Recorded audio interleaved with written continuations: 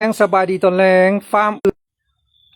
สบายดียามแรงสบายดียามแรงเนาะตอนแรงมื้อนี้พวกเราก็มาให้อาหารจิริตมาติดตามการแตกจิริตเนาะ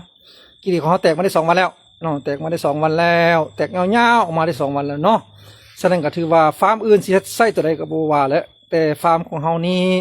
แต่การเลี้ยงจิริตของข้าพเจ้าเนาะอยู่บ้านจำทองเมืองหาดไซฟอนนครหลวงเวียงจันทน์นี่ใส่อาหารเสริมมิเนอรัลไบโอติกตัวนี้ใส่แล้วเห็นผลเกินคาดเนาะหลังจากที่แล้วนี่ลองใส่เบิ่งก็ถือว่าพอใจแฮงเนาะพอใจแฮงหลายเนาะข้าพเจ้ามาลองไล่เบิ่งแล้วจากสุดแล้วนี้เนาะก็ถือว่าแต่ก่อนเคยได้10 โล20 โลจังซี่นะเนาะแต่ก่อนเลี้ยงกินได้20 โลต่อคอกของเฮาก็กว้าง1 เมตร 20ยาว2 เมตร 40แล้วก็ล่วงสูงนี่ก็ถือว่า60เนาะแต่ก่อนข้าพเจ้าก็เลี้ยงก็ได้20 โลตัวอย่างเนาะ20 โลคอกแบบนี้เนาะคอกสมาร์ทบอร์ดแบบนี้หรือว่าคอกแผ่นเรียบแบบนี้เนาะคอกของเฮาแบบนี้เนาะ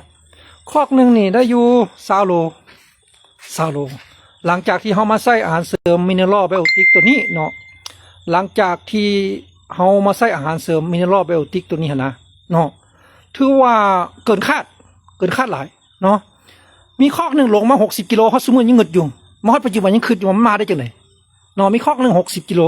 แล้วคอกต่ำสุดก็ได้อยู่42 43 45 โลแบบนี้เนาะ40 42 43เนาะ45เฉลี่ยแล้วก็ถือว่าได้อยู่50 กิโลของเฮาสุดแล้วนี้เนาะฉะนั้นก็ถือว่าเฮามาไล่เบิ่งเปรียบเทียบเบิ่งเนาะแต่ก่อนนี่เฮาบ่ได้ใช้อาหารเสริมมิเนอรัลไบโอติกตัวนี้นะเนาะแต่ก่อนนี่เฮาบ่ได้ใช้อาหารเสริมมิเนอรัลไบโอติกตัวนี้หั่นแต่ก่อนนี่ได้20 โลตัวอย่าง20 โลแต่หลังจากเฮามาใช้ตัวนี้ปุ๊บเฮาไล่เอาแต่40 กิโลซะเพิ่มขึ้นมา20 โลเนาะเพิ่มขึ้นมา20 โล20 โลนี่ข้าพเจ้าขายส่งกิริตปัจจุบันนี่โลนึง70,000 กีบเนาะ70,000 กีบเฮาไล่ค่าส่งนี่เพิ่มขึ้นมา20 โลก็ได้อยู่1,400,000เนาะ1,400,000แต่ต้นทุนเฮาซื้อ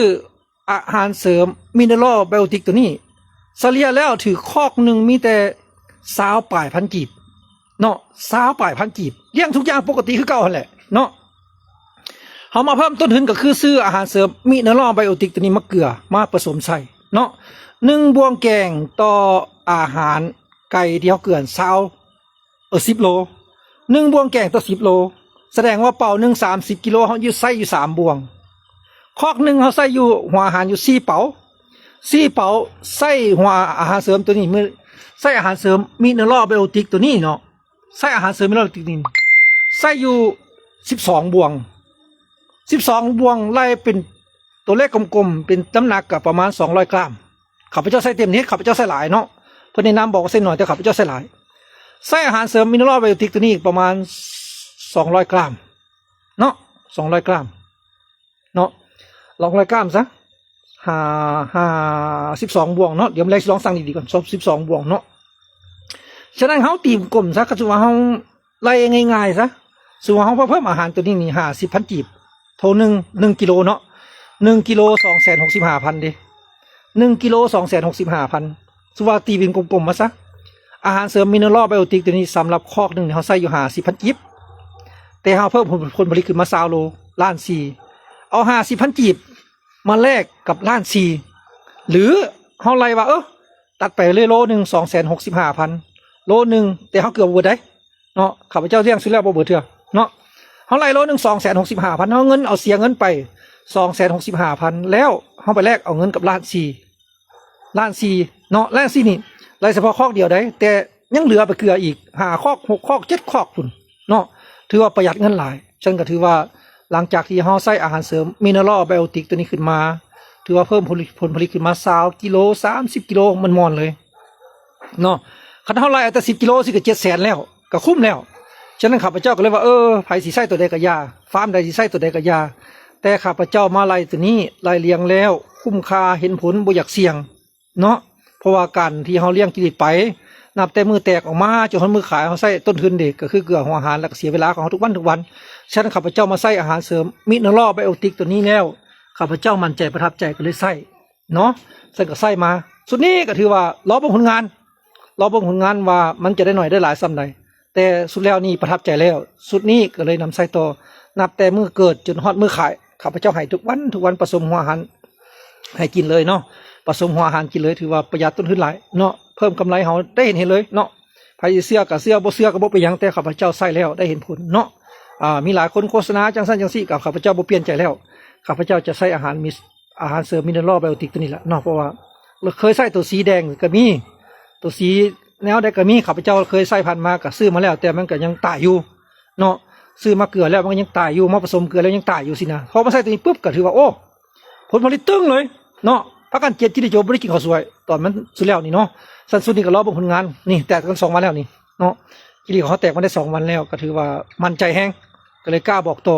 ท่านใดอยากได้ติดต่อมาเด้อเฮายินดีแบ่งปันเฮาซื้อมาใส่อยู่ฟาร์มของเฮาแต่ว่าท่านใดอยากเอาไปลองก็ยินดีแบ่งปันเนาะราคาแบ่งปันบ่มีกำไรเอาราคาบริการให้เนาะกำไรแต่ถุงละ 10,000 กีบราคาบริการเนาะบ่ได้หลายเนาะ 10,000 กีบท่านขอค่าบริการนำเนาะซั่นก็ถือว่าฟาร์มของเฮาใส่ตัวนี้ท่านใดอยากลองแบ่งปันท่านใดอยากเอาไปใส่ก็ติดต่อมาได้เลยเพราะเฮายินดีบริการส่งทั่วประเทศเนาะโลนึง 265,000 กีบเนาะ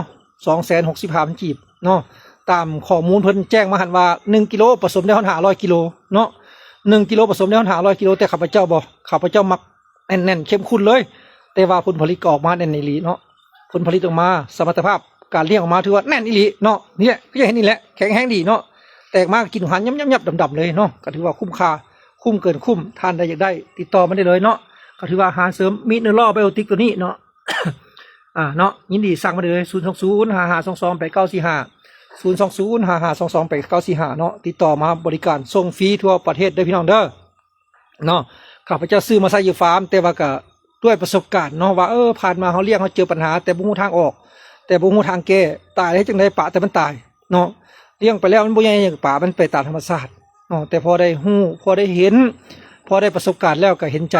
คนเลี้ยงกิเลสกันเนาะพอเห็นใจคนเลี้ยงกิเลสกันก็เลยอยากแบ่งอยากปันอยากให้ได้รับผลสำเร็จกันอยากให้พวกเขาได้ใช้น้ำกันอยากพวกเขาได้สัมผัสน้ำกันว่าการเลี้ยงแล้วมันเป็นแบบใดคำว่าเนาะแต่ก่อนได้10 โล20 โล30 โลก็ดีใจแฮงแต่พอมาใส่ตัวนี้ปุ๊บนี่โอ้ข้าพเจ้าหลายก็ดีใจเนาะซึ่งก็เลยอยากแบ่งปันก็เลยอยากให้ผู้อื่นได้สัมผัสน้ำกันอยากให้ผู้อื่นได้ลองน้ำกันอยากให้ผู้อื่นได้ใช้น้ำกันว่าอยากให้ผู้อื่นดีใจก็ยังข้าพเจ้านะว่าใส่แล้วความดีใจความประทับใจเป็นอะไรเนาะซึ่งก็ติดต่อมาได้